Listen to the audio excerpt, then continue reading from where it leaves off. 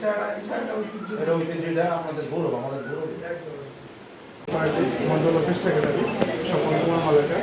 আমরা অ্যাকচুয়ালি ওখান থেকে আমাদের সব অল পার্টির একটা মিটিং হয়েছে ধর্মনগরে।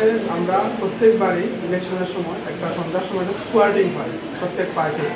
তো এই স্কোয়াডিংয়ের জন্য থানার থেকে আমাদের একটা নির্দিষ্ট টাইম নির্ধারণ করে দেওয়া হয়েছে।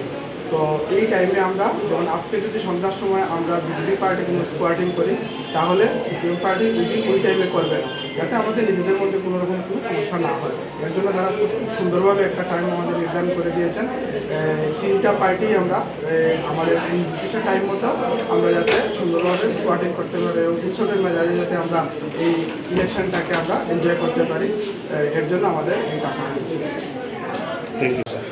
আজকে মূলত ওসি ধর্মনগর একটা মিটিং ডেকেছে আমাদের যেমনি স্কোয়াডিংয়ের বিষয় এবং একে অপরের মিটিংয়ের মাঝখানে কীভাবে চলাফেরা এগুলি নিয়ে কথাবার্তা হয়েছে এবং বৈঠকে সমস্ত পলিটিক্যাল পার্টি শান্তি শৃঙ্খলা বজায় রাখার অঙ্গীকার করেছে। আজকে এখানে সর্বদলীয় বৈঠক ডাকলেন, সব দলেরই প্রতিনিধিরা ছিল, কি বিষয় নিয়ে আলোচনা হলো? আজকে আমাদের কম্পিটেন্ট অথরিটির আদেশ মেলে আমি ধর্মনগর থানাতে সর্বদলীয় পলিটিক্যাল পার্টির একটা মিটিং কল করেছি।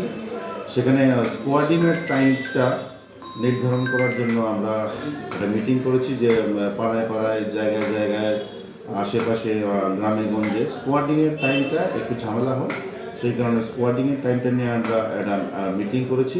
সেখানে সর্বদলীয় সিদ্ধান্তক্রমে একটা আমরা শিডিউল তৈরি করেছি। সেই শিডিউল আমাদের সমস্ত পলিটিক্যাল পার্টিদের আমি দিয়ে দিয়েছি এবং তারা এই আমাদের যে শিডিউল এর সাথে সহমত পোষণ করেছে। এবার নির্বাচনে কীরকম নিরাপত্তা ব্যবস্থা থাকছে? নির্বাচনে নিরাপত্তা ব্যবস্থা ইলেকশন কমিশনের গাইডলাইন অনুযায়ী যা যা করা দরকার সমস্ত কিছু হচ্ছে।